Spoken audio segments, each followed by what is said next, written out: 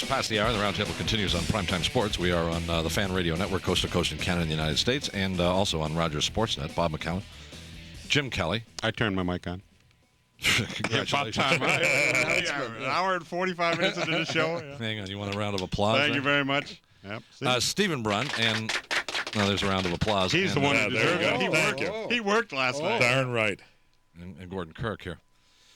All right, so we're talking about the football game, and well, let's talk about the football game. We didn't talk much about the football game. We talked about the after effects of the football game. But the controversy began, I gather, on Sunday morning when it became known that the BC Lions were going to play Dave Dickenson and not play Casey Printers. And that became a reality for those who flipped on their television sets sometime before kickoff at 6 and said, wow, that's a rather stunning piece of news. Mr. Brunt, as somebody who was there, at what point did you find out, and did you start sniffing around to see, well, if there was a genesis for this decision? Yeah, I think a lot of us kind of assumed he was hurt, that he was, because Printers had been hurt, obviously, in the Western Final, and we thought that it was a physical thing, maybe, that he wasn't quite ready to go, although he'd practiced all week, and he looked pretty much normal as far as we could tell. It was a surprise that he didn't start. I think it was more of a surprise that he didn't touch the field. Well, we'll get to that. Yeah, the guy's the most valuable player in the league, and he was their number one guy essentially all year long because Dickenson wasn't healthy to start the season. I can't think of any. There has never been that. You've never had the most valuable player in a Grey Cup game, and he didn't start. It just hasn't ever happened before. So, but Buono, I think Wally outthought himself on this one. And it's something the Argo seemed to make people do, because I think it happened with Matthews the week before. Why do you think he did it, though? What?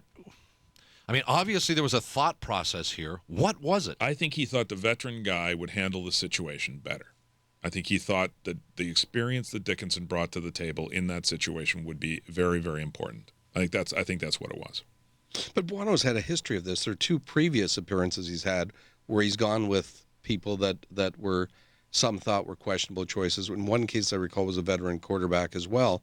And he lost both other times as well. But there's a certain stubbornness. I'm going to go with the guy of my choice, and I don't care how the game's going. I'm sticking with it. I'm sure he's a great coach by virtue of longevity, but you got to wonder about a guy who won't call an audible at some point in the game and say, hey, we better give the kid a try. As you say, the MVP of the league, what's the harm in putting him in? Well, let's get to that point then. I mean, so the game starts, and Buono looks like a genius coming out of the chute because the BC Lions take the opening kickoff, march down the field. The Argonauts' defense looks like it's a sieve, and it's 7-0 British Columbia, and you feel, well, what a brilliant, like, I'm stupid sitting at home. I'm thinking, I never would have started this guy.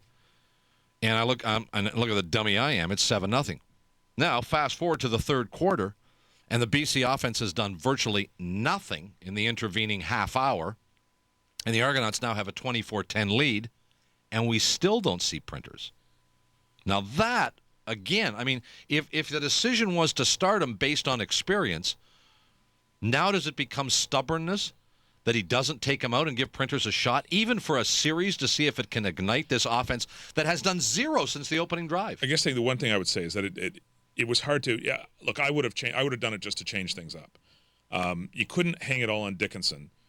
What killed them is that there were a couple of things that killed BC, aside from that. One was a series of horrible penalties all through the football game. They took a lot of awful drive-killing kind of penalties. And the other thing was Wally's strange use of the kicking game. Yeah. Remember, they were bound and determined not to kick it to the Argos to let him return. Short. Yeah, so the guy's first three punts were 23-16 and 9 yards, I believe. O'Mahony's first three punts. He's kicking the ball sideways. They were giving these guys half the field over and over again. On kickoffs, they wouldn't kick it deep.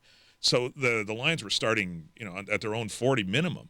They had a huge. The Argos were, or the Argos were, yeah, and that was a strategic decision as well. That was and he stuck with it. Yeah, and again, I think it's a guy outthinking himself. So it wasn't just Dickenson. That's what I'm saying. I don't think Dickenson played a horrible game, but in the third quarter, when things had stalled for a variety of reasons, I think maybe you bring in a different guy for a different look. It's interesting, Jim. I don't know if you can relate to this from the National Football League, but there have been, over my lifetime of watching football, coaches who have repeatedly outthought themselves. It's as if they have just too much time on their hands and they feel like they have to do something with it. And I'm talking about coaches in significant football games making decisions that seem otherwise illogical, irrational. Well, Bob, I really can't comment without looking at the tape, and that'll take a couple of days to break down the films. But it's been my experience with those kind of guys that you're exactly right. I've seen guys who had 2 weeks to prepare for the Super Bowl make a mess out of themselves, really soil their own shorts, trying to outthink. And the more that Stephen relates to the decision-making process, I've seen it in the NFL on a regular basis. The guys who sleep at their desks, the guys, at some point, if you sleep at your desk or in the projection with your arm around the projector at night, not only are you going to have a little real burn on your forearm at the end of the night, but you're going to have lost touch with your team. And if you have to go to your assistant coaches to say, what button do I push to get this guy to go and that guy to go, then you got a situation where I don't say you have to play for your coach to win, but it doesn't hurt. And I saw it in the NHL as well. Ted Sater one time replaced his starting goalie after he won the first playoff game via a shutout. He went to the different goalie because his chart showed him that the shutout guy has a falling off if he plays more than 5 games in a row, which he had going into that game.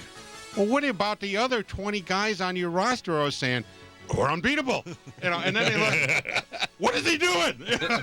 And that cost them to lose in the next game, and they lost the series. They didn't recover. There are 2 ways you can overthink this thing. 10 seconds.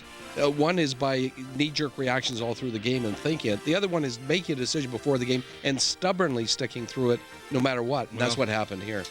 When we come back, David gets stern with the Pacers. We'll talk about the big NBA story when primetime continues. Hurry to